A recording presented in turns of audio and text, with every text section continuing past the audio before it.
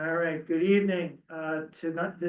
Welcome all to tonight's planning board public hearing on the topic of battery storage. So what we're gonna do to begin is do a reading of the official legal notice. Please, Gwen. So today we are having a public hearing in accordance with MGLC 40A Section 5. The Whately Planning Board will hold a public hearing on April 7th, 2026 at 5:30 p.m. to consider proposed amendments to the zoning bylaw concerning energy storage and solar energy facilities. The hearing will take place in the main conference room at Whately Town offices, 4 Sandy Lane, and virtually via Zoom at this link, and then I have provided Zoom information. The proposed amendments may include, but are not limited to, creating a new bylaw section regarding battery energy storage systems, BESS, that sets definitions applicably and review and approval processes, as well as amending section 171-33 for consistency with the new BSS section. Further, other amendments include additional revisions to definitions 171-43, updated to the table of use regulations of 171-8, renumbering or removing of sections, deletions of obsolete provisions, and cross references and technical corrections. Copies of the draft materials are available for inspection at the town offices and on the town website, www.whately.org. People of interest may attend the hearing and be heard or submit written comments to the planning board. Thank you, Gwen. All right, so I'm officially calling tonight's public hearing to order. I'm officially opening the public hearing at 5:38 p.m. Okay, so let me open. My name is Brian Chaikas. I'm the chair of the planning board, along with J.D. Ross, Mike Lahar, Laura Ross, Mike Husted, other members of the board. I want to maybe, for those who have maybe not been following this as closely, let me just give you a very brief history of how we got to tonight. Work on zoning regulations in Whately to apply to battery storage. Had it start in late 2024 when a citizens committee in town was formed, the Energy Storage System Study Committee. This committee worked together for several months and produced a draft bylaw, which was then by the spring of 2025, turned over to the planning board to refine and develop further. And the planning board has been working on this project ever since, learning a lot about battery storage, learning about state laws and regulations, and doing what we needed to do to have a draft available for tonight. While all of this was going on, or something what set it off to some degree, was that the state legislature passed in 2024 what's called the Climate Act. One of the things that did is set new regulations on solar and battery storage. It basically set guidelines that were to go into effect by May 31st of 2026, this very year. So we in Whately started looking at this topic in late 2024, while the state's regulatory approach to battery storage and solar and clean energy in general was actively under development. So that created various challenges for us as we had to understand and follow what the state was doing and make sure that the bylaw work that we were doing would not be inconsistent or in conflict with state law as it became available. Okay, so this has a long history with a lot of time and energy going on here and with citizens committees as well as on planning. Let me give you a little sense of what I hope our order of business for the evening would be. So what I'd like to do is mostly well, maybe what I wanna do is make the following point. We're going to have this public hearing tonight, but we do not plan on having any votes or making any final decisions about this bylaw tonight. Earlier today, we received feedback from town council on the draft of the bylaw.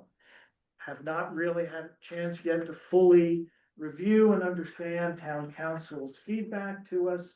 Though I did a cursory examination of the feedback and didn't see any showstoppers, nothing where town council said, do not do anything like this. So, generally speaking, it seemed to be editorial with a few things that we may need to look into, after tonight. So we're not going to have a vote tonight. We're going to have a discussion. We're gonna seek public comment and feedback. It's a great time for those who haven't been following this closely as we, to ask questions. I love questions. And become more informed about what we're doing and feel some sense of some sense that it's not urgent tonight to have made, we're not making any decisions tonight, all right? What we're most likely going to do is continue the public hearing, hold the hearing tonight, and then continue it to our next meeting, a regularly scheduled meeting date on April 28th. And we may even continue the public hearing beyond that date if we feel that necessary. We have time to take input, take questions, make revisions to the draft bylaw before we finalize it at the planning board and then make a decision about whether to recommend it to the select board for presentation of voters at town meeting scheduled for June 2nd. Okay. So that's the order of business. What I'd like to do is take the opportunity to hear comments and questions from people other than the board. We've been doing all of this, so I won't limit it to the board, right? But I want to give priority to those of you who've made, and I really want to thank you for coming out tonight. Appreciate it. A lot of what we do in the planning board seems to happen without a lot of, we don't often know what people in town are thinking about what we're doing. So having people either physically here or on Zoom is really helpful to us. I appreciate your time and coming out for that. So I'd like to give priority for those who are here physically or online to ask questions, make comments. When it comes to things like comments, I think what I'd like to try to do is just listen and take careful notes about what those comments are without getting into like discussions of every comment. If I really want to hear what people have to say before we, react to it live.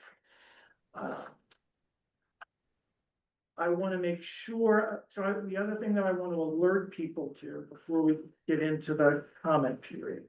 So there are a number of documents that were posted online, and a new document was posted only a week ago. I want to just give you a little bit of thumbnail about what the documents are that we're dealing with and what we're probably going to deal with in more depth when we continue this hearing to the end of April. So there's a two-page high level summary in the packet. It's really just intended to give you a feeling for what the legal bylaw is trying to accomplish. So I hopefully that will provide some insight into why this is an important matter for Whately and generally what we're trying to accomplish with this draft. Then there is the actual draft bylaw that was dated. The date of the bylaw draft was.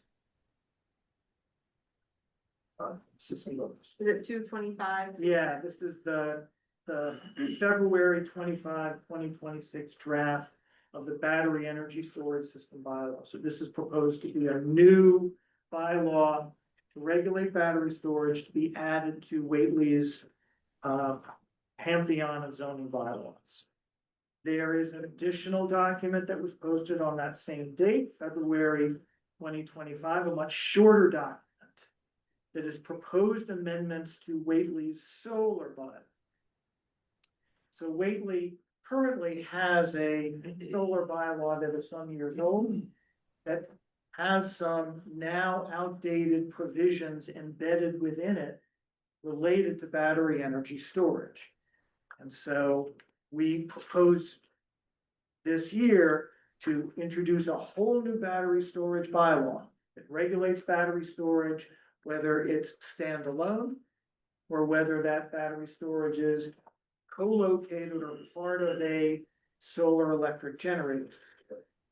So the new battery storage bylaw is supposed to address both of those configurations.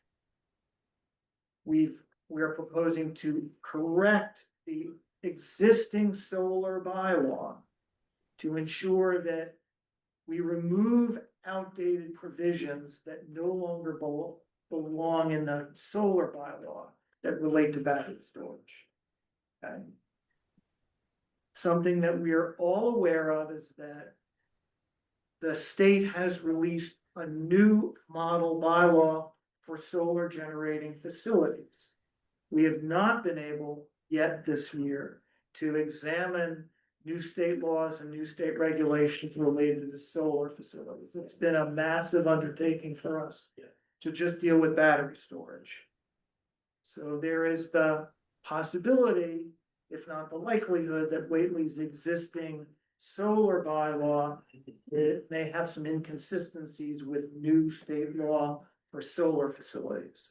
That will be something that we're going to have to address in our next cycle for town meeting in 2027, or a special town meeting if we can do that quickly this year. One of the things that was posted recently, we've noted that the draft bylaw for battery storage that's dated February 2020, February 2025, protects public water supplies, but it does not do much, if anything, to protect private water supplies, private water supply wells, or agricultural water supplies. And this was identified as a gap in the draft. Wasn't something we could address in time to schedule this public hearing, get all the documents up online. So subsequently, only a week ago, we've posted some proposed amendments to the draft battery storage bylaw to address this gap. So there's another document in this package that towards the end of tonight, I hope to at least give people a thumbnail of what we're trying to do. But the intent is this is relatively new. We're gonna take it up in more detail when we continue the public hearing to the end of April and people have had more time first to become aware that we're making some revisions to the battery storage bylaw to better protect private water supplies in addition to public water supplies. So there'll be opportunities for more comment before this bylaw gets finalized for this round. I hope that's helpful. So with that, I think what I'm going to do is really open the floor. I ask that people be relatively clear about, do they have a question? Do they have a comment? You're trying to take careful notes. Succinctness would be welcome for the benefit of our note taker. Yes. But feel free to tell us whatever is on your mind about this topic. And then I'll do a round of that, and then maybe I'll have you, JP. Sure. So I've got a couple questions regarding the document as well. Okay, all right. So we'll do it in the order of public, staff. Yep. And then members of the planning board, and then we might do another round of that. I'd like to kind of hopefully by about 6:30, 6:45, be able to close the public close the question period and then discuss the additions for water supply protection. Everybody good with that? All right, so I'm just gonna recognize people, raise your hand. And I see a hand up on Zoom. So Anne, Yep. you have the floor. Thank you. Yeah, I have some questions about the timing, to be honest. I'm unclear on when you think this will go to the town meeting for a vote. And it seems that this would be rather tricky if it drags out, because if people start doing these things and applying for these things, if it goes out another year, this isn't going to help us. So can you walk through the timing a little more? Absolutely. So it is completely our intent and our plan to bring these bylaw revisions to town meeting this year. April? Is that the April meeting? Town meeting is scheduled for June 2nd, in fact. Okay. And I have confirmed that we have the time to have a public hearing tonight, continue it to April 28th, and potentially do additional continuations into May. Okay. But we're very well aware of the timetable to be able to hold a public hearing that occurs over multiple nights, close the public hearing, make a decision, and take something to town meeting. And I believe that it is not anyone's, well, I'll be careful about speaking for other members of the board, but I don't believe I'll just say, it is my hope to get these bylaw revisions to town meeting this year, and seems to be very feasible. Where I think in terms of the content, we are at least 95% of where we need to be. I bear in mind that the perfect is the enemy of the good enough. If there are some imperfections that we cannot fix before this year's town meeting, we're going to bring an imperfect bylaw to town meeting because we can fix it later. Yep, that sounds good. Time is of the essence. Thank you. Yes, thank you. Any other questions, Anne? You're good. Right now? You're good for now. Anyone else? Yes, sir. So is it my understanding that the planning board is attempting to include all three tiers in these amendments? Yes, so the bylaw defines 3 tiers of battery storage. And that is integral to the bylaw. And those definitions closely follow the recommended guidelines that come to us from the state. We might have been able to, wiggle some of the thresholds. But after quite a bit of discussion on the board, we came to feel that those were good thresholds. You have comments about those particular tiers or the thresholds that we chose? No, I just had the impression that tier 1 wouldn't be included, but it sounds like you were considering. Well, yes, so the bylaw defines tier 1 as systems that are up to 250 kilowatt hours in aggregate energy storage capacity. And one other thing I'll just note, as we looked at these energy storage capacities, we did a lot of research to understand how big are these things? Because sometimes these numbers sound big, but until you really look at the technology, you don't know how that translates into physical size. And so certain things, so 250 kilowatt hours could be the size of 2 very large filing cabinets, for example. These are relatively small systems that could fit in a basement, in a garage, in a shed. We looked at the fact that like a Ford F-150 Lightning EV is on the order of last time I looked, it was like 125 kilowatt hours of storage in one truck. So you park 2 of those and you're at 250 kilowatt hours. We looked at the 250 to 10 megawatt hour threshold, and we came to understand that battery energy storage systems, the technology is to containerize the systems, put them in the form factor that's like a shipping container. And that current technology, you could fit maybe as much as 5 megawatt hours of storage in a single standard shipping container, 20-foot shipping container. And it's possible that over time, as technology improves, you could store more energy in the same amount of space. And so we made judgments about risk, to try to correlate risk assessments with physical size of the devices.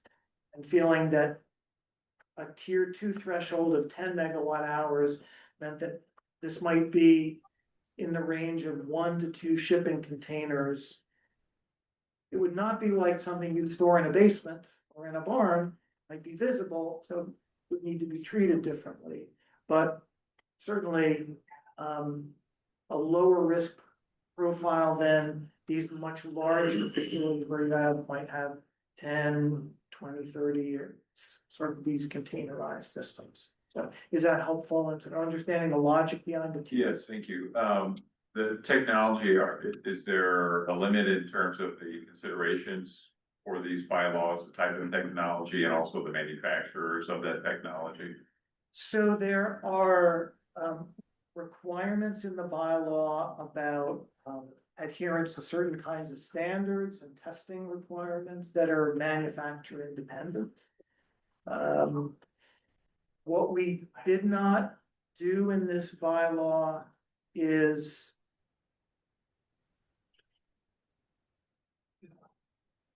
how do I put this? We do know that battery energy storage systems can be built with different kinds of battery chemistries. The battery chemistry that people are most concerned about is lithium ion batteries. These are the ones that have a known failure mode of so-called thermal runaway under certain conditions. There's an emerging battery chemistry of lithium iron phosphate that has much, doesn't have these same kinds of risks. And other battery chemistry technologies are likely to appear over time. So there's always this challenge of how much complexity do you add to a bylaw to deal with all these different scenarios? I tend to feel like I believe in simplicity wherever possible. So we've just gone with a very simple aggregate energy storage model as our threshold. Well, we can assume proposals in bylaws for safety, fire concerns, water contamination could be universal for various technologies.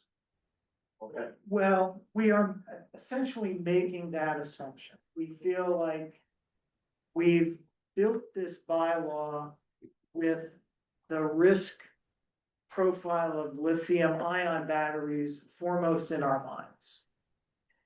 All the other chemistries that we currently know about have lower risk profiles, lower risk failure scenarios. So you might say we've been building this bylaw with this kind of worst case battery chemistry in mind.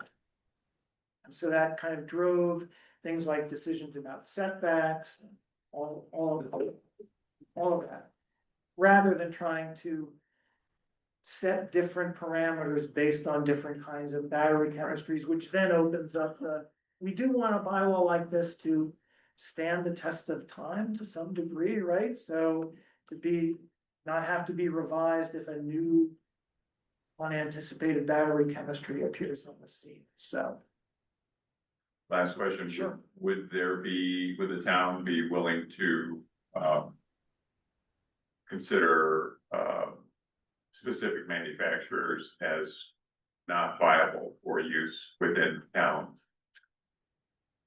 Well, I suppose that's, boy, that's, I hadn't really thought about that. I don't know that we could legally embed something like that in an actual bylaw. One of the things that so there's a distinction here about when we can have the discretionary permit, meaning that an applicant has to obtain a discretionary special permit from the zoning board of appeals. And there, I think there would have to be some case to be made. First of all, the application materials, I would have to confirm, so I think we should note for the minutes. I'm gonna try to listen to some of these questions, give you my best answer live tonight. And then make sure that I look into these after the fact to make sure I've done justice to the questions. Thank you. Bill, all the equipment has to pass muster with the state fire marshal in the state electrical deposit and the fire chief. Yeah. All the equipment has to. Can I interject with something too? Yes, go ahead. Something please. I didn't realize until joining the board and became more aware of these things, so it might not be obvious, it might be, I don't know, but we have to consider with these bylaws, are they going to be so restrictive that when we send them up to the state, they say you're you're making it too impossible for this type of industry to ever come into your town? And I don't know that it would be possible for us to limit down to that level of certain, brands, for lack of a better term, or certain technology is just totally not allowed. I don't know that the state would even enable us to have it be so strict. They might just kick it back to us and say, you can't do that. You're making it too prohibitive. State is saying it's coming, like it or Right. not, Yeah. you gotta accept it. We have to get on What they do is board. try to control it.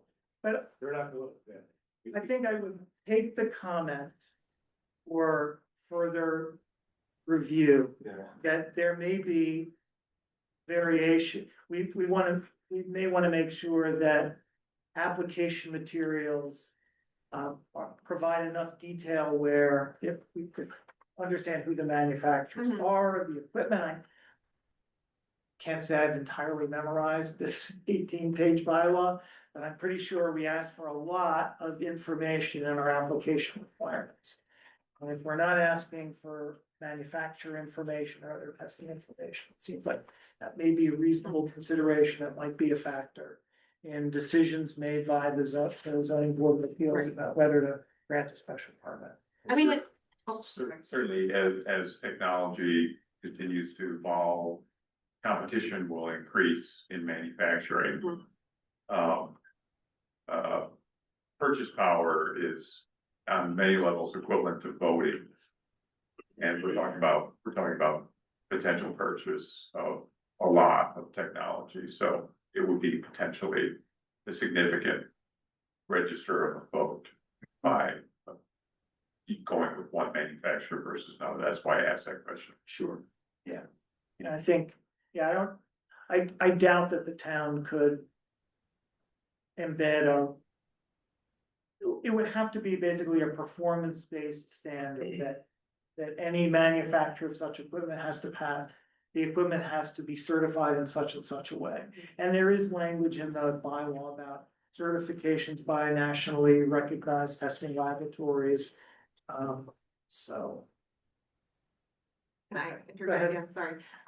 Maybe to kind of piggyback on your point is that if we are able to embed some of that manufacturer information into the application itself, at least then we'll have on record what type of systems we agreed to. If it comes down later that there is a failure and maybe the applicant didn't follow what they told the town they were going to do, or if, we don't have that information up front, we do lose a little bit of, I don't know, power, I guess, if there is a failure down the road. So it may be a good, to your point, good information to have on record somewhere. I don't know that we can put it in the bylaw, but if we could embed it in the application itself or something like that. So we'll just note that we'll review the application section, the application requirements to make sure that it speaks to manufacturers of the equipment. I think that's reasonable. Just see if there's other comments or questions. So you're good at this point. Thank you. Okay, all right. You've vented your spleen, so to speak. Or you've had your floor done. Anyone else on Zoom? I'm looking to see if anyone else has any comments or questions. Oh, all right, so hearing none, I'll make share another couple of other pieces of information. So since our last meeting, sort of picking up on your point about one of the concerns we've had as a planning board, as we've drafted this bylaw, was we know that when we take a bylaw, zoning bylaw to town meeting, and if voters approve it at town meeting, it doesn't go into effect until it's been reviewed by the Attorney General's office and approved at that level. So there's always a possibility that there could be constitutional or other legal problems in a town passed zoning bylaw. So the AG, the Attorney General view is the final check, but I was curious to know whether for bylaws that are so complex, this is many pages, many provisions. It seemed to me quite possible that 90% of such a bylaw could be perfectly fine, but it might have one provision in it that is not acceptable. And I didn't know whether, if that were to be the case, would the Attorney General simply invalidate the entire bylaw from beginning to end, or could they surgically reject just a Right. particular offending provision? Because we're very concerned, and we've been conservative and cautious preparing this bylaw, that we do not want the whole bylaw to get rejected by the Attorney General. At present, because of the nature of the state regulation and the fact that Whately has no battery energy storage bylaw on the books, we have effectively, until such a bylaw is passed and approved, we have no regulatory control or oversight over any such projects. So it's imperative that we get a bylaw passed. So I've learned that, and in fact, I posted something on a discussion list, and a assistant attorney general called me. And I had a conversation, a very wonderful 45+ minute conversation with an assistant attorney general on this very topic. And I was very grateful for that. And she said, no, in fact, the Attorney General's office takes pains to be as surgical as possible, to let as much of the zoning bylaw stand as they possibly can. I mean, I still think that doesn't mean that we should start sticking in a lot of provisions that we think might not pass and see if they're going to just strike them. I think we should do a good faith effort to, We should still use discretion in our bylaws, we right? should use good discretion. Have any other ones passed since we started talking? No, this assistant attorney general has said, they have yet, the Attorney General's office, have yet to receive any new battery storage bylaws for review in the context of the new state regulations. So and I can't say the tracking, Hatfield may have just recently passed, or been, I think there's been public hearings in Hatfield about battery storage there. So I imagine that we might be part of a leading wave of such Might be real bylaws. Buffalo or trailblazers. Asheville or something have one rejected. Shelburne. Shelburne, yeah, and they say, the assistant attorney general said that they would reject the entire bylaw if and only if there was something fundamental about it that was just not legal or constitutional. If the whole thing hinged on something that you just can't do, then the whole bylaw would fail. But they would have presented that before the state rolled out in their defense. Yes, yeah. So they could have something in there that we have been able to look at that they didn't get a chance to look at. Yeah, I can't recall off the top of my head what was the problem with Shelburne. I also, there was another case recently in 2025 in Blandford where the Attorney General, another issue that we've been trying to be very careful about is avoiding putting enough provisions in the bylaw that would have the effect of a de facto prohibition on battery storage in the town. Now, if you start to say battery storage can't go here, and it has to be at least this far away from that, and this other thing, and this other thing, and this other thing, pretty soon, It can't be. you can't actually do it anywhere in town. And the state does review, that Assistant Attorney General did confirm that they review these bylaws for evidence of de facto prohibitions. But they say it's an imperfect review because they don't often have enough local knowledge to know whether you've done that. But we've tried to be careful about not overloading it with setbacks from a lot of different things. And I guess I do want to reiterate that most often zoning is used by towns to, protect from or keep out things that they don't want. There's no natural constituency in town for battery storage. I mean, we don't have people except, maybe the Energy Storage Commission, Energy Committee, but there are good reasons why battery storage in town, whether standalone or tied to solar facilities, could be good for the town in the case to give us energy resilience.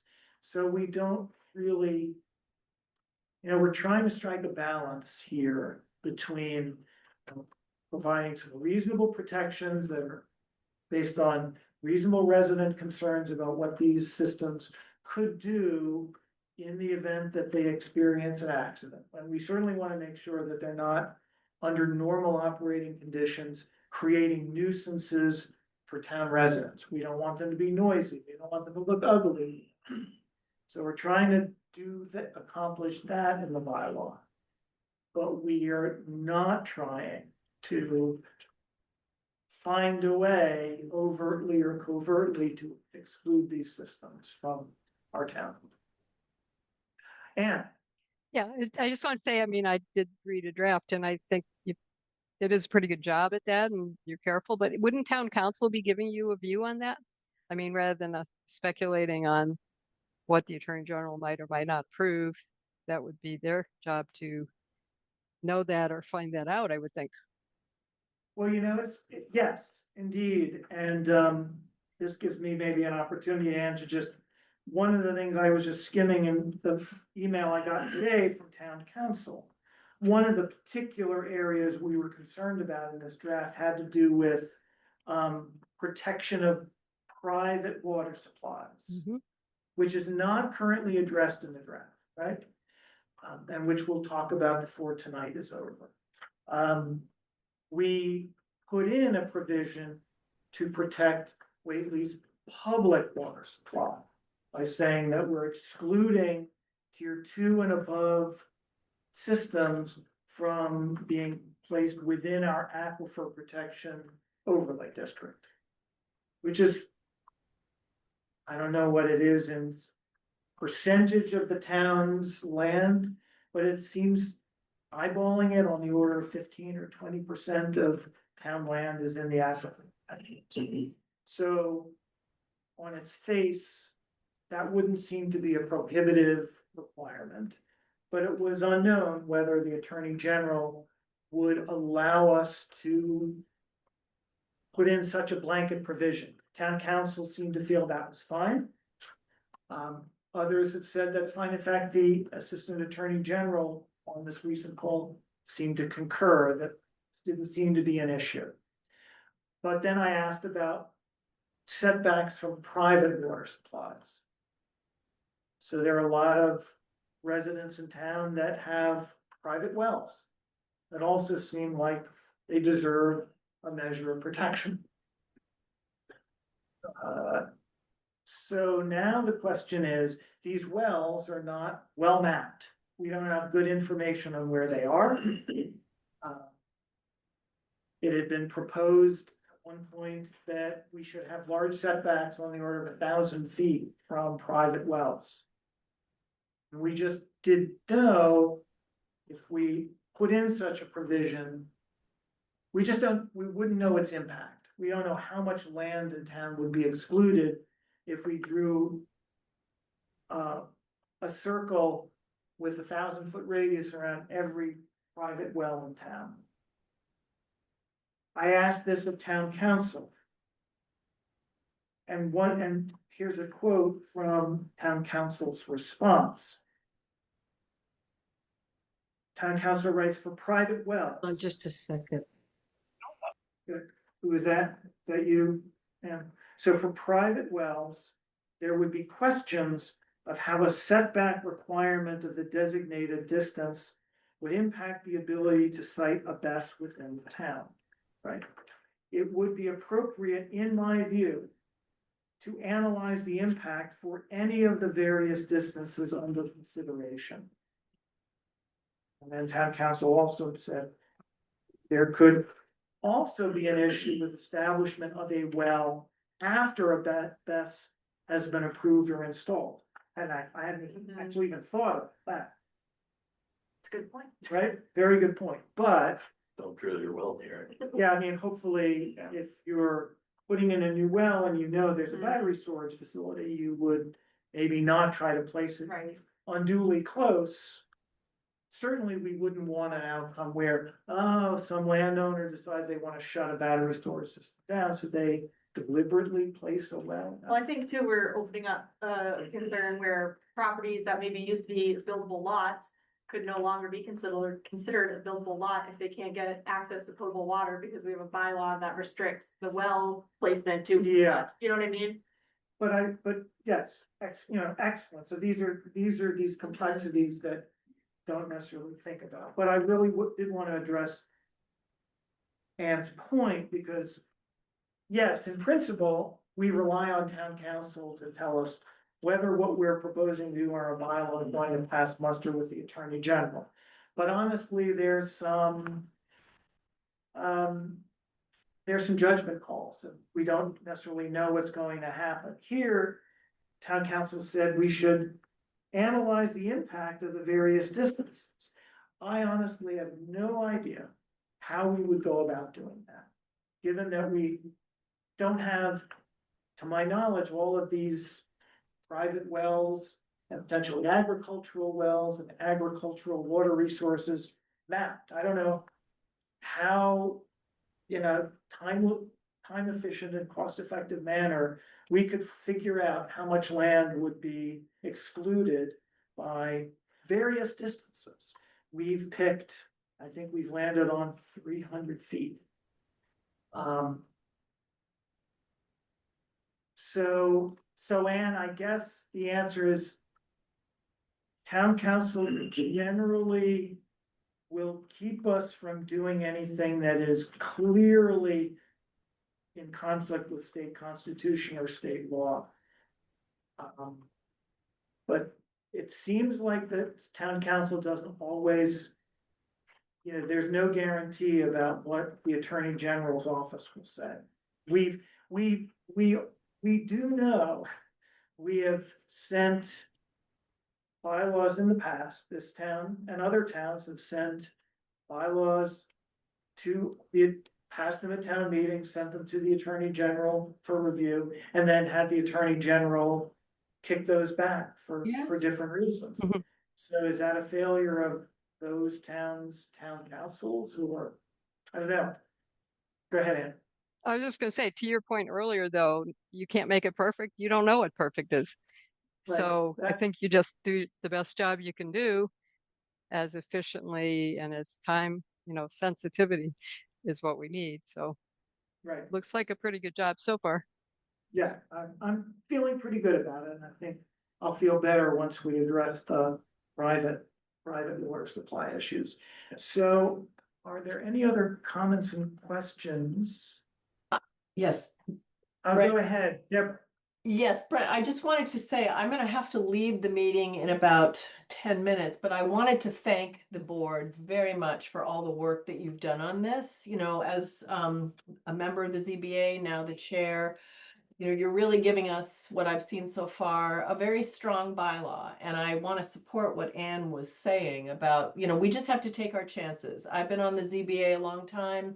We've all, my colleague Kristen is here as well. We have seen bylaws come back to us. They're usually very happily marked up so that we can address them. So I just, again, thank you for all your work you've done with this. Appreciate it, appreciate it. Thank you, Deborah. Okay, so maybe there's a good opportunity to give the floor to JP, our Sure. fire chief, to. First, I want to thank you for the opportunity for giving input. Brian and I have had quite a bit of communication, I think for at least a year. Yeah. Now, I think, regarding a lot of these, questions and, sources of information and such. So I appreciate being part of the process. Can I ask you sort of an interruptive question, like overall, do you feel like this is a bylaw that you would support and recommend? I think this is good for the town from the perspective of the fire department. I do. I think it's good for us to have some input and, you know, like I expressed kind of from the beginning, I think that we have to be careful to not be so restrictive as to write a bylaw for a specific technology, because the technology is going to change. The technology is dynamic. It's always changing. And, you know, so I think it's good to have a document that references national standards, and which they're going to have to adhere to anyhow, but just gives us a starting point, a framework to work within, because it's already there and the standards will change with the technology. And it's just less, you know, it'll require less revisions down the road, I think. So it'd be more of a broad encompassing document. So I do have a couple questions about the specific document, but before I get to that, there was one or two things I just wanted to chime in on. One of them was specifically regarding the battery technologies.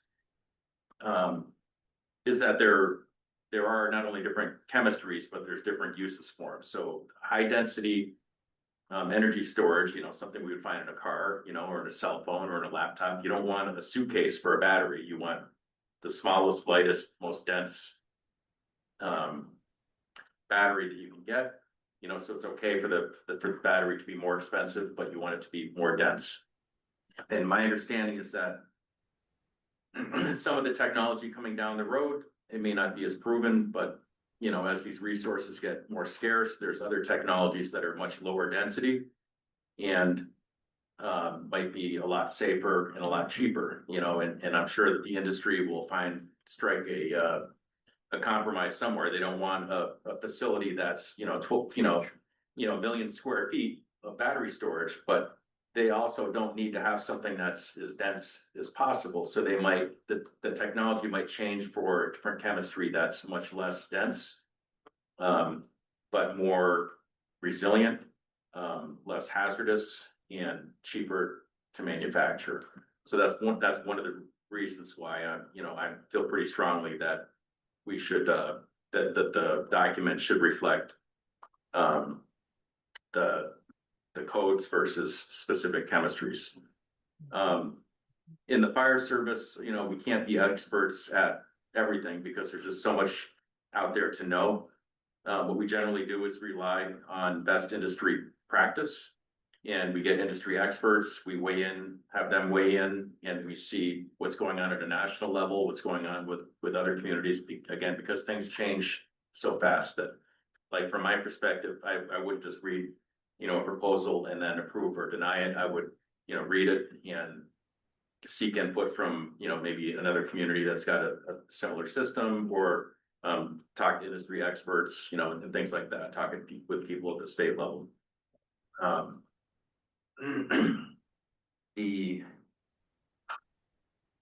I did bring an example of a document from another fire department, and according to another community, and according to this classification, this is a tier 2 energy storage system.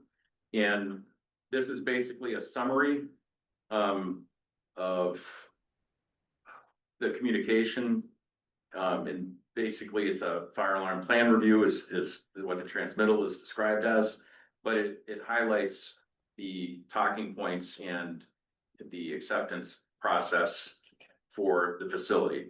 So, you know, it's a pretty decent sized facility. There's 3 pages of stipulations in here, and right off the bat, you know, item number 1 is the new fire alarm system shall be installed and operated in accordance with Massachusetts State Building Code, 780 CMR 9th edition, and it goes through and lists everything, right? So the Massachusetts Electrical Code, National Fire Alarm Code, Massachusetts Comprehensive Fire Safety Code, 527 CMR 1, that's something we use in the fire service, the NFPA 70, and the NFPA 855.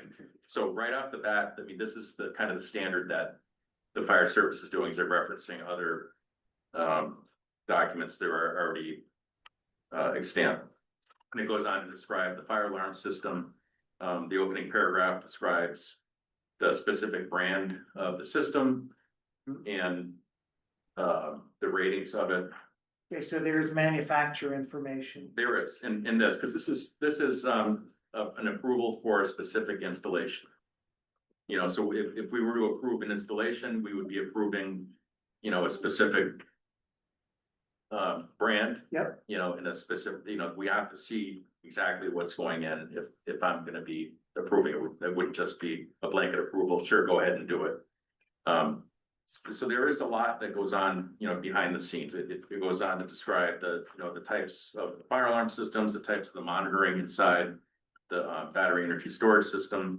And, you know, this wouldn't be exactly like the document that we would use, because we would be looking at a different system. By the time something came to town here, who knows what brand, what technology or whatever, but Sure. But there's already, you know, processes in place. And we can, you know, lean on surrounding communities for input, and we can certainly get input from the state. We have resources at the state level as well. This, Just real quick, maybe, Yes, sir. would that kind of answer your question about manufacturing, and what we were setting aside is that that's almost an extra layer of protection for down the road?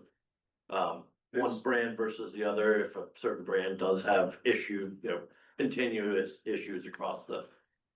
Yeah, survey related, yeah, thank you. Okay, yeah, and that's something, you know, that's something we would look at if, you know, Right. if somebody was looking at a system, installing a system that's, you know, we did a little bit of homework and find that they've had yeah, issues. big then failure rate. We or- want to know what, Okay, what has been done to mitigate those risks, you know.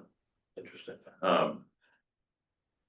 So on the document on page 13, it refers to, Bring it in. at the top of the page. Yes, fire um, protection, water supply.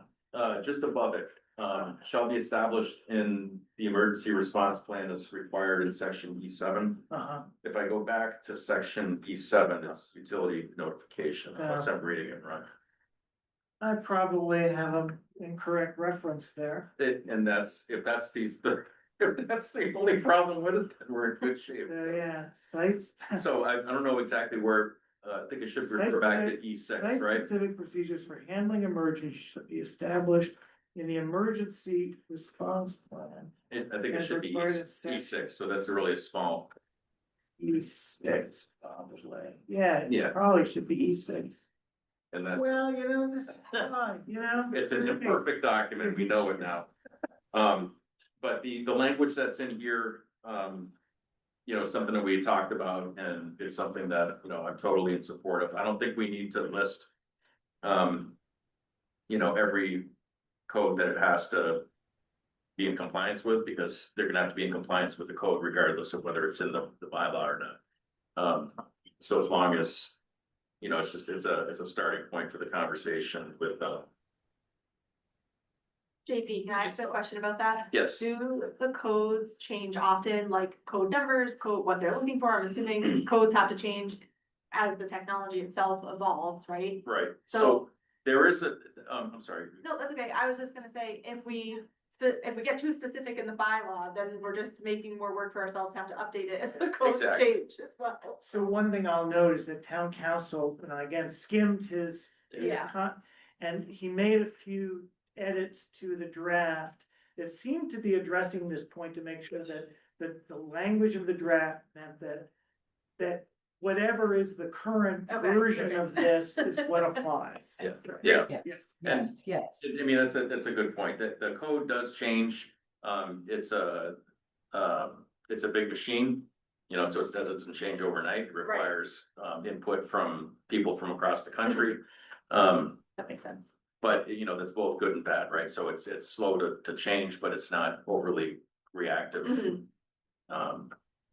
So there are changes, in the documents themselves. The code numbers generally don't change. Okay, You know, very rarely does the code number and what the code what the code references doesn't change, because if they wanted to do something else, it would just come up with a different code. okay, be a new one. And that one that supersedes the other one. Okay, So, yeah, I mean, that's why I didn't read through every individual number here, because it's not.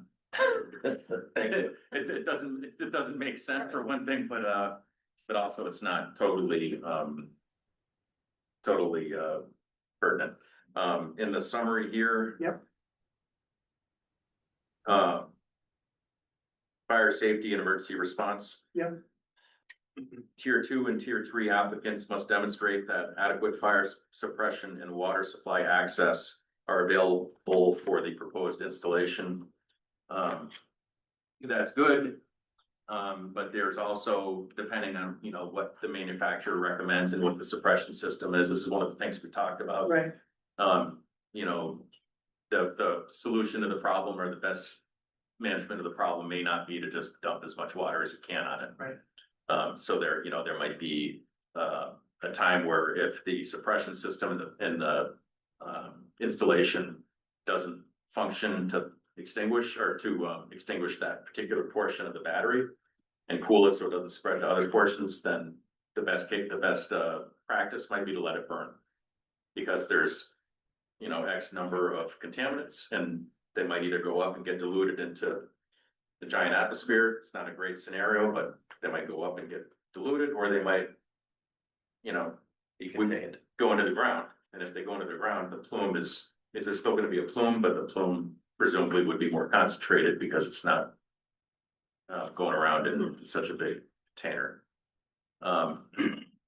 So I think it's good to reference that, but, you know, as long as we're not kind of pigeonholed into saying they have to have, you know, X amount of water per installation, yeah. because, There's nothing like that in the current bylaw. yep, exactly, so I like We that. had this worry that adequate means that when it comes to special permitting, that they can explain what Exactly. adequate must So- mean. And there's and that's what I like about the language about, you know, the fire protection engineers and, you know, the system designers and the fire department kind of getting together and talking and finding out exactly what the best plan is.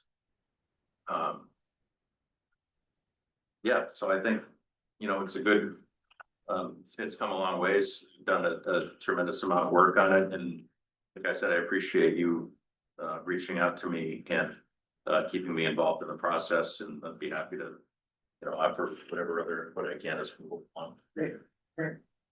Thank you, Jake.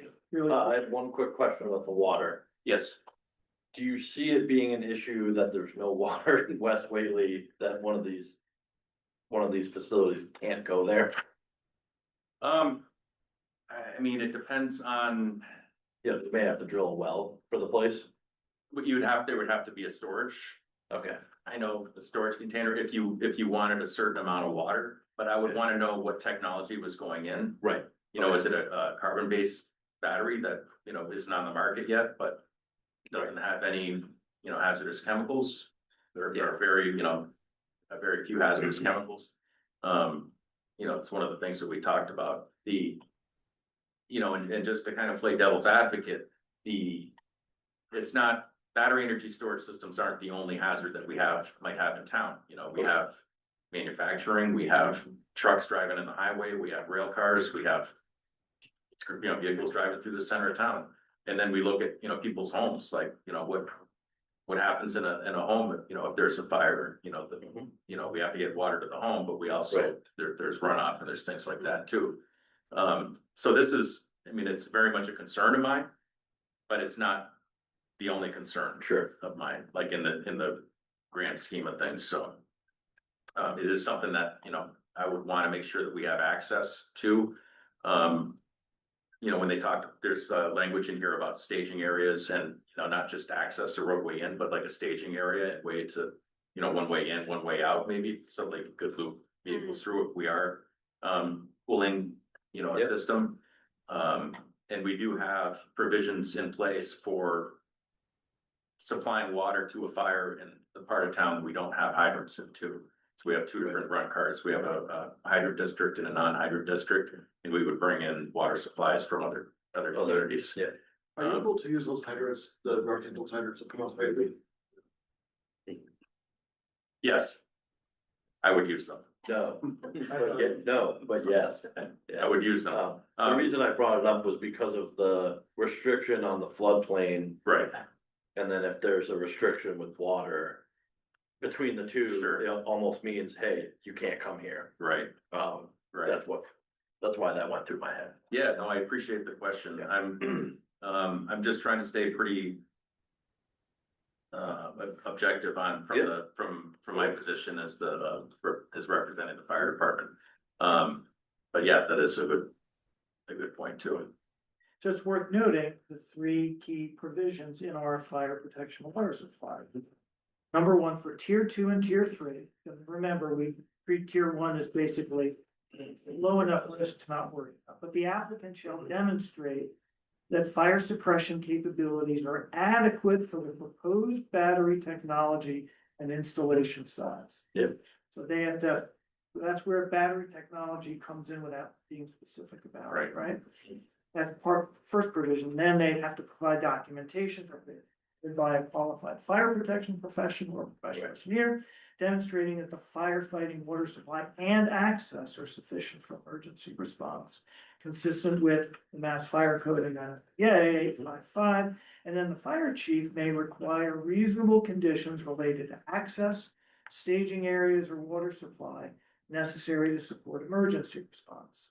Compliance with the subsection shall be blah, blah, blah, blah, blah. So, I think that covers all of those bases. Yep. And I think I hadn't thought about it, but yes, I suppose you're building one of these in West Whately and your technology requires some amount of water, you might have to put in your own well. Yeah, put in a well. Right. Exactly. Yep. Okay, that sounds good. All right. Thanks, JP. Yeah. How are we doing? Just out of curiosity, I shouldn't really call on anyone, but Paul Newland is chair of if he's really more than just a black box on Zoom at the moment. I was wondering whether in his role as a member or chair of the Energy Committee in Whately, he had anything to say about this, but perhaps not. Or perhaps he's having dinner. Okay, well, we'll just move on. Anything else? Otherwise, maybe we'll turn to the topic of private water supplies for a little bit before we wrap up for the evening. Okay. So, thank you. Thank you. Thanks. All right, so, what I've spent a whole bunch of time, but again, what are we gonna do about private wells and agricultural water supplies?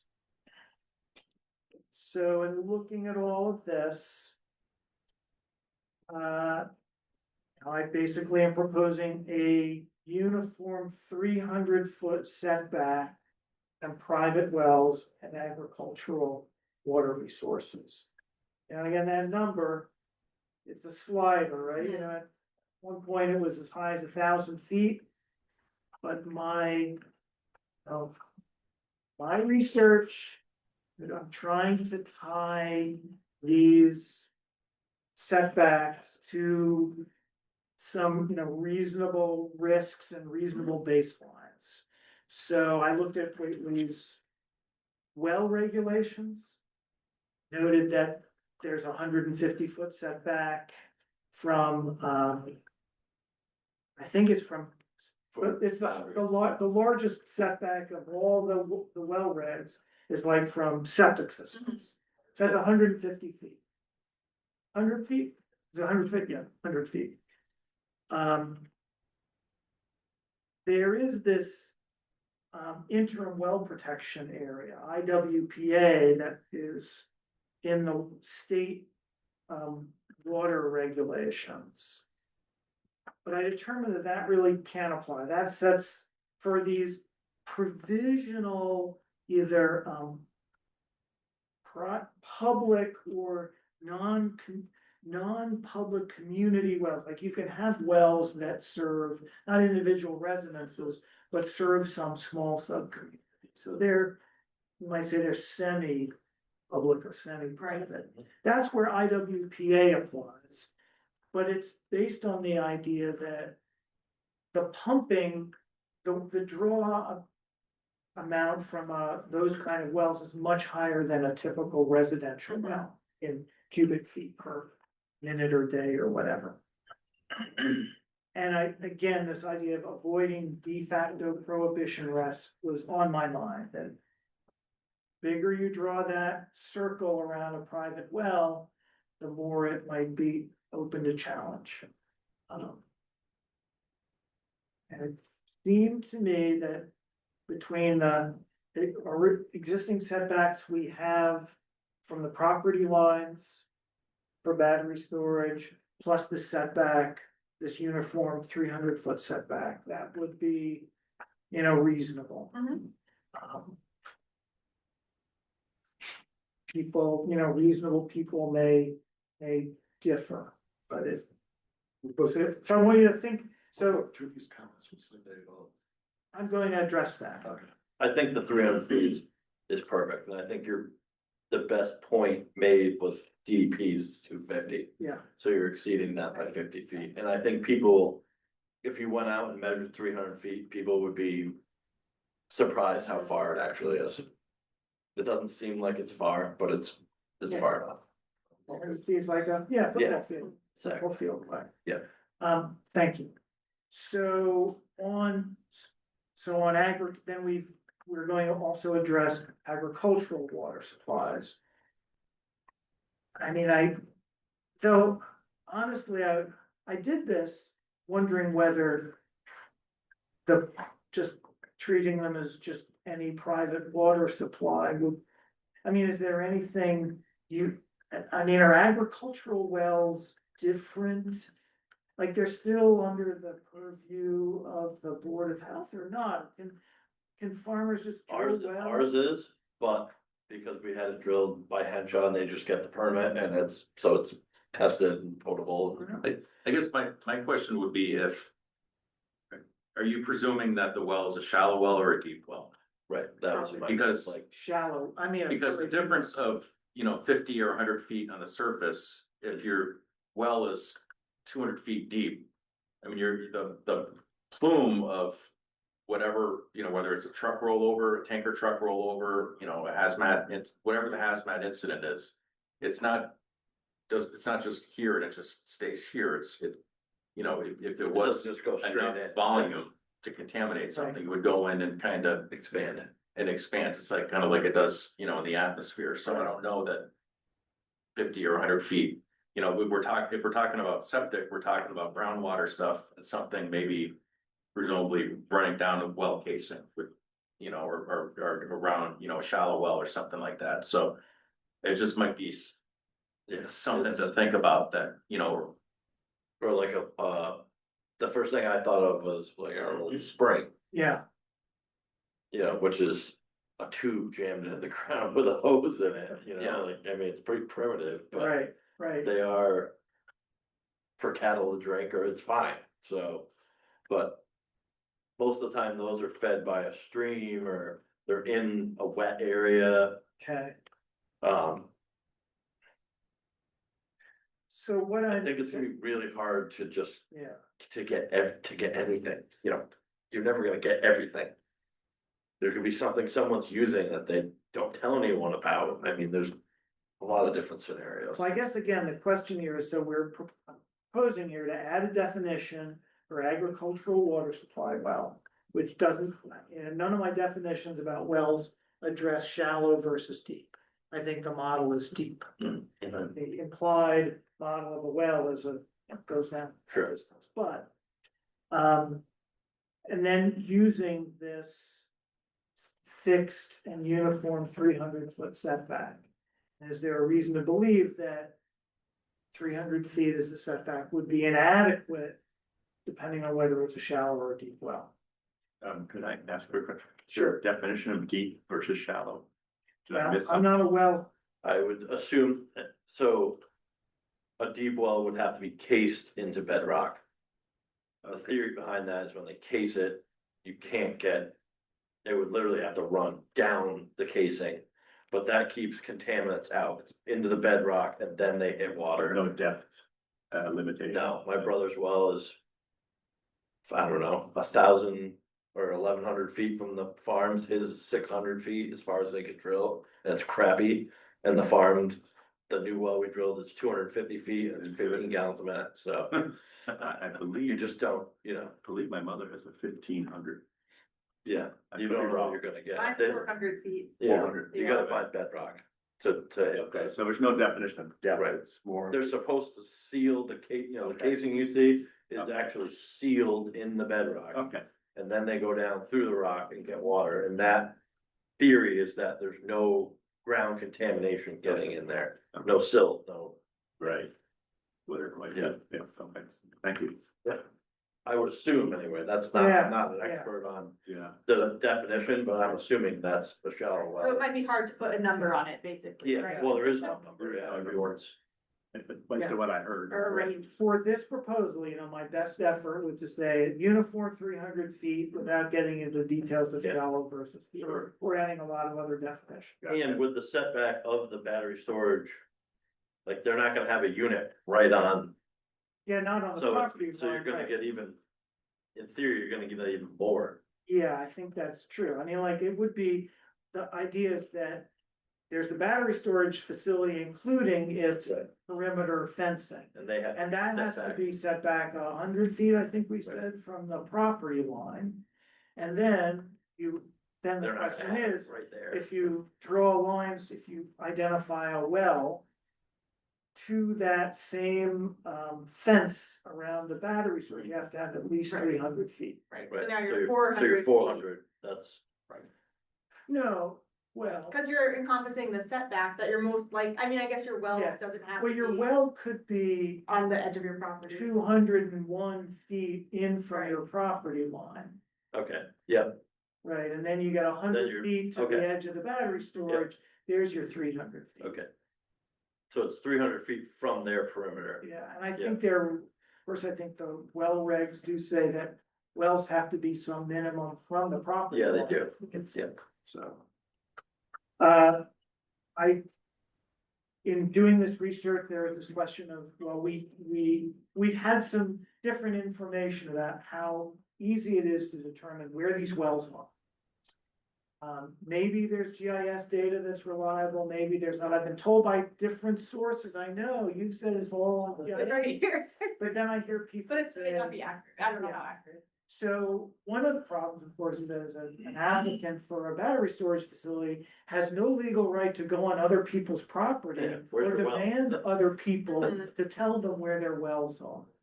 And we cannot have a bylaw where somebody, by simply not responding and not providing information, can stop a project dead. Right? You can't, but we have to basically put some burden on applicants to do best faith, reasonable efforts to identify where the wells are. Like, they have to look at from their own property, like, look around. Right. But that may not be enough, so we've built in this idea that is part of a butter notice. Abutters would get notice of this proposed project, and they would be asked to provide information about the location of their wells. So they get the notice, they have an opportunity to say where their wells are, they're not required to do it.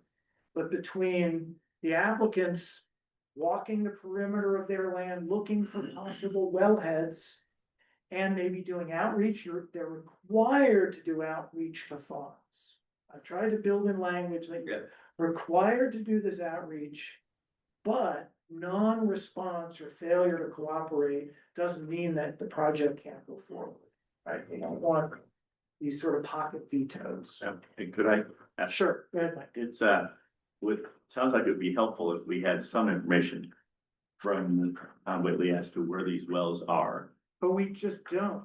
That's where I was headed. I am on the Board of Assessors, and if you buy a lot in West Whately and you need a well, Yeah, it's gonna be less expensive than if you bought a lot in East Whately where you have city water. I mean, it's a value thing. it is. I'm wondering, and it affects land values as to what, we're assessed at. Right. I think West Whately is like 97,000 as an assessment for land, and East Whately is like 127 right now. Yeah. And, we are actually, arguing about that because,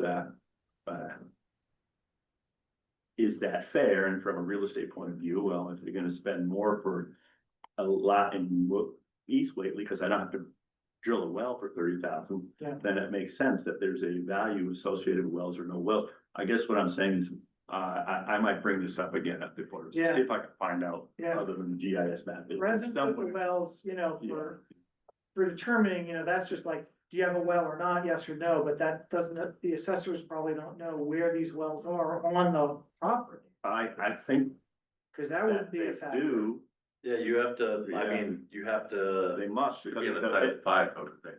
well, it affects Right. land values, and when we assess a value, well, we don't assess, our RG does this for us, but we give them the information. Everything that has to do with value has to be somewhere. Yeah. Somebody needs. And when you there has pull to the be a permit, place you to have get a to- lat mall. they have to know where you're drilling. So it's, I'll ask the board, yeah. that might be interesting. It's Hilltown, Hilltown Health District, so the permit goes through. Because, yeah, the village center, some of it is on water. West Whately mostly is wells, and down here it's. Yeah, there's no city water. That's city water. Yeah. Although there's a lot of well points in East Whately, but they're not potable, it's just for irrigation. Yeah, absolutely. That's interesting. I'll do some research Do. on that. That'd be helpful. Yeah. So I've covered the main points. What I propose to do between now and the next iteration of this is incorporate all of these amendments into the draft. I'm gonna produce a new version 10 draft of the battery storage bylaw, incorporating these, well, I'll get a sense of the board. You feel like it would be a good idea to incorporate these into the battery storage bylaw so that they can be there, what we take to town meeting. Yes. Yes. Yeah. I think that people who are on a private well or who have, you know what I mean, I think it's reasonable to assume that citizens would be concerned about the drinking water aspect of this, and if we can incorporate it into the bylaw to start with, even if we end up having to do some tweaking, I think people will appreciate that it's been addressed. Yeah. One last quick thing before Sure. we move on, since we have you here, what do you think about 300 feet? From a fire department. From a fire, yeah, Careers are on the line here. as a resident of Conway, but as our fire chief, yeah. Property owner of Whately, Yeah. it's soon to be resident of Whately too. Congratulations. I don't know, I think I summarized a little bit of it. I think I understand the intent of, talking about setbacks and wells. It is a little bit, if you step back a little bit, it's a little confusing to me that, somebody might be able to, I don't know what the setback is from a roadway. What is the setback from a roadway for? My house is close enough. I mean, if the setback is 100 feet from a roadway, you could have, Yeah, mine's like- 10,000 gallons of methyl ethyl, whatever. Yeah. That's upside down in the road Yeah. and instantly dumped into the ground. I think mine's 50 feet. from I the don't, road. it doesn't necessarily make sense to me that, if you have an installation going in, you would have to have a bigger setback. Right. Especially given the fact that topography is gonna play a huge role into where the water goes. It's probably not gonna go uphill 50 feet. The answer is 50 feet from a public road. So, Yeah. I mean, it might be very restrictive in one sense, but, not necessarily restrictive, like, the battery could be parked, in the roadway next to somebody's in the back of a truck. Sure. Yeah. But that, there's a lot of other things that go into the way that water moves in the ground, right? There's terrain. Yeah. There's, the subterranean geology, is there a layer of clay? Like, It's gonna it's ride flat, along but the it. clay goes down like this. Well, Yeah. whatever plume you have is gonna follow the clay and it's gonna go that way. So you might, there might be nothing 20 feet from wherever the spill is, but you might have stuff 1,000 feet away, and I think it just seems like there would be so many variables, it would be very difficult to write an all-encompassing thing, Sure. other than just kind of going with language that's kind of already out there. It's kind of the same thing that, the same approach I'm taking to the project as a whole is to just kind of look at it as just another hazard, another community hazard, instead of being the hazard. It's just another one of our hazards that we have, because there's lots of hazards in every community. Right. I think that it's probably good to talk about, talk about what is the topography. I don't know how you can include that in there, other than just including it as a discussion point. Can we include that somewhere else in the process instead of in the bylaw? Could we include that in like, probably would get, I don't know if we can, but is there some way to include that in like a site review plan where, we can see the topography, we can see the proposal of where this thing is gonna go, what the actual proposal is, the size of it and everything, and then try to say, like, do we have any room in that step of the process to say you're too close to your neighbor's private well, you need to relocate this system to somewhere else on the property? I'm not gonna respond to that, just Okay, take a note. that's fine. Yeah. Yeah, There's a lot. I wonder, Brent, if we should look into, or I don't know who to go to answer this question, but maybe a deep well that is drilled into bedrock. In theory, that plume, if it's sealed properly, can't get through that. That's the whole point. Yeah, unless So- unless it just follows groundwater. Yeah. 20 Right. years later. Well, I think we're generally trying to avoid imposing Yeah. a sort of a hydrogeological assessment requirement on app. Which is not realistic. But I would argue certainly not for tier two, I mean, Anne? Yeah, I just have a quick question. I don't think you addressed this. If you did, I apologize, but what about streams and wetlands? I know there's stuff about aquifer protection zones in this, but people have wetlands on their property, and I mean, that's also a concern. That's sort of to JP's point, the topography plays a role. You don't want these things near wetlands or streams necessarily. Right, well, wetlands is definitely under the purview of the Conservation Mhm. Commission. State rules Right. about when the Concom gets involved.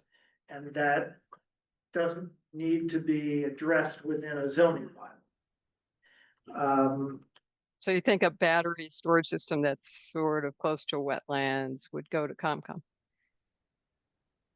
I believe. I don't so know. I again, mean, yeah. This is a little on the edge of my expertise here, but I would say that the Wetland Protection Act defines when a project is Yeah. need a Conservation Commission review based on proximity. And then, yeah, there's statutory buffer zones. Yes. required. For battery storage, Yeah. I wonder. I think I think For anything, anything. for any kind of Okay. structure. Okay, that's good. I didn't know if it needed to be thought about, but that's good. But before we wrap up, so again, we're gonna, I want you to think about look more carefully at the amendments related to water supply protection. And those will be incorporated by our next, the next public hearing. But we did get this comment about, protecting agricultural surface waters like ponds and streams and all of that.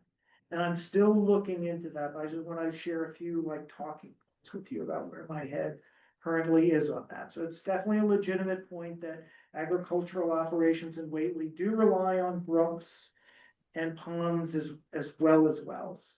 So there's an argument to be made that those surface waters could deserve protection as well. It would be helpful, speaking to my AgCom liaison here, if we could get some concrete examples of how important that is to farms in town.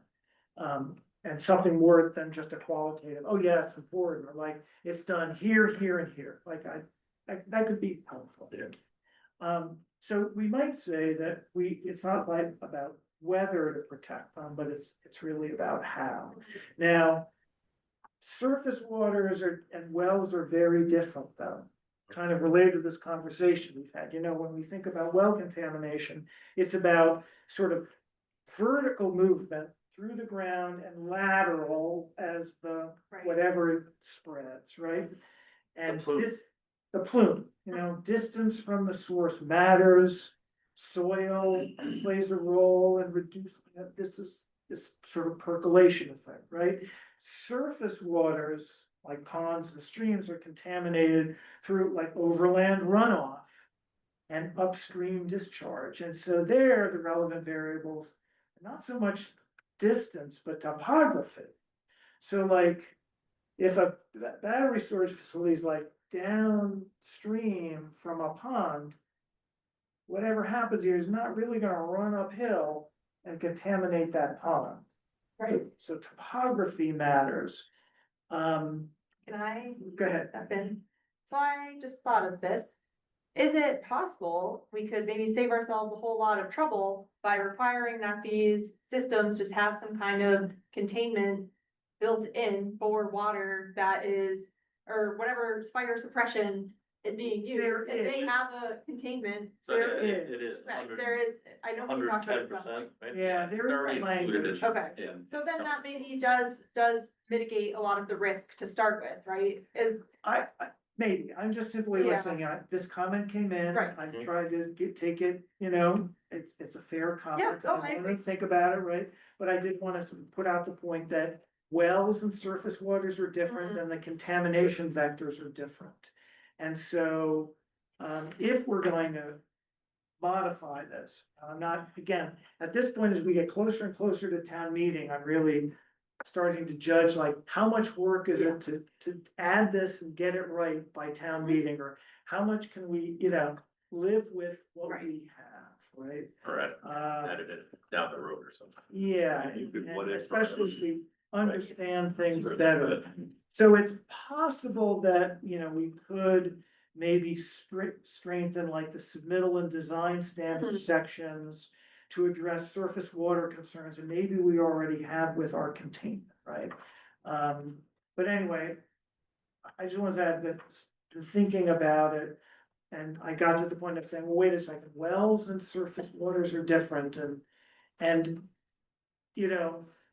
a battery storage facility only 100 feet away, but down, below a pond, could be not a threat at all. Right. But one that's 300 feet away, Above it. or 400 feet away, or 500, but above it, depending on the topography, could be more of a threat. So I don't. It's all food for thought, right? It's all food for thought. And one of the things that, I would be looking at, since we're talking about water and groundwater is, with the siting stuff, and it doesn't, I don't think every scenario has to be spelled out in the language, but, one of my concerns would be, is it in a floodplain? Is it in, an area that might be subject to erosion and, the manufacturer, the people that are putting it in, they're not gonna wanna put their stuff at risk anyhow. Right. Right, cause it's expensive. Because it's expensive, Yeah. it's a big investment, but those are questions that, I would certainly be asking to, from a hazard, risk mitigation standpoint during the approval process, So it's just food for thought, like I think, there is room for conversation outside of the bylaw too. Right. So I'm gonna give you all one little more morsel of food for thought before what we will do is, agree to continue the public hearing till the next meeting date. So regarding the table of uses. I'll remind you that the logic, when we look at tier two, we understand tier one. Basically, we're pretty comfortable with these can be anywhere. Tier two, the current draft says allowed everywhere, but site plan review required in the 3 zones where people live, AR1, AR2, and commercial. But allowed without site review in commercial, industrial, and commercial.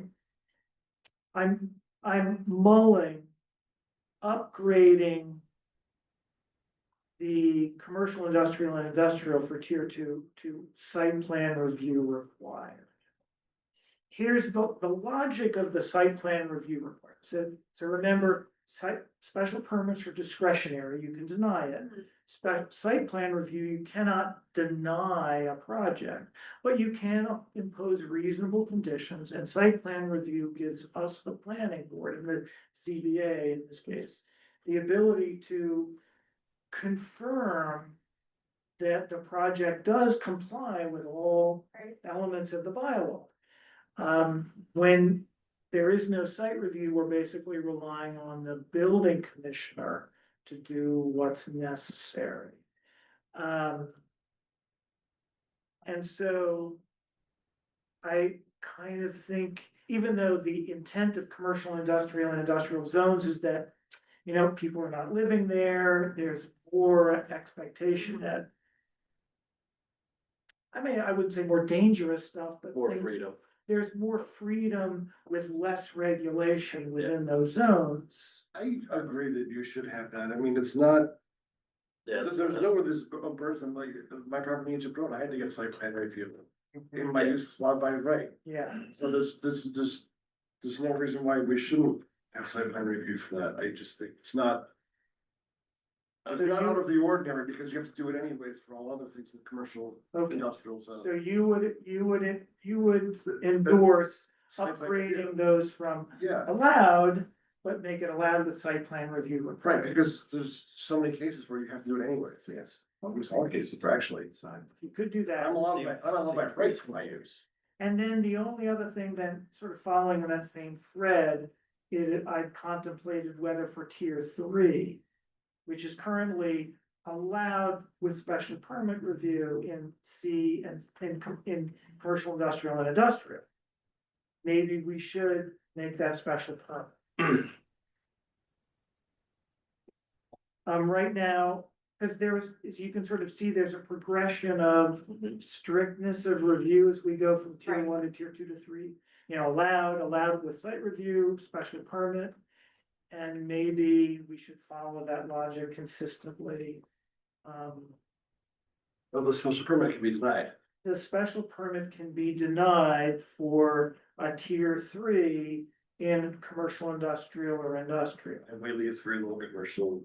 If we have very little, Industrial plant. I mean, basically, it's the Yankee Candle plant on Christian. It's around here. I think that's most of I think that's it. mostly I it. think it's 24% of the town is commercial, I believe. Commercial, but I'm talking about commercial / industrial is its own Okay, zone. gotcha. So we have 5 zones, Gotcha, AR1, gotcha. AR2, and commercial. So I'm still I wanna go back, I just wanna sort of give you notice, I'm thinking about that upgrade for tier 3 in CI and industrial. So then there would be a progression of allowed with site review and special Mhm. permit in that case. So that seems, it appeals to my sense of logic and consistency. So if it's special permit, then bypasses up to the zoning board's decision, not ours. So remember that whenever there's a special permit, Yeah. there is also site I'm not gonna be here, plan. Okay, So we do our piece for all the special permit applications, regardless. okay. Yeah, It's never going to come down. yeah, okay, very good. So I think we're ready to agree. What we must do to continue a public hearing is continue it to a identified date and time. Need a motion or Let's do it by motion. So I'm going to frame the motion for somebody to make, but our regularly scheduled meeting would be on Tuesday, April 28th at 5:30. So I think we could have a motion to continue the public hearing to that date. I make a motion to continue the public hearing on this till April 28th at 5:30. Motion has been made. Seconded. Motion has been made by JD and seconded by Mike Mahar. All in favor, you can just raise your hand. All right, that's unanimous. So that is it for tonight. We still have to do an adjournment. Minutes? Oh, minutes. We could, you want to It's do on our approval of minutes? Sure. On our agenda, okay. All right, so we're done with the public hearing. It's continued to April 28th at 5:30 PM. And now we'll just do a quick approval of minutes of our last meeting. I mean, I did look at the minutes. This is from February, right? Yeah. Yeah. Okay. I reviewed them and. I So would make a somebody can motion make a to motion? accept as written. Approve, okay, motion to approve has been made by Mike Mahar and seconded by Laura. All in favor of approving the minutes of February? It's unanimous. All right, then we could hear a motion to adjourn the planning board meeting for this evening. Being the new person on the board. Yes, I make a motion to adjourn tonight's. okay, is there a second? Well done. Seconded. All right, Mike, and Mike, Mike. the Mike, the duo, Mike team. and all in favor, yep. Yeah. So we are adjourned for tonight. Thank you all, and we will see you all again on April 28th, 5:30. I will not be here April 28th.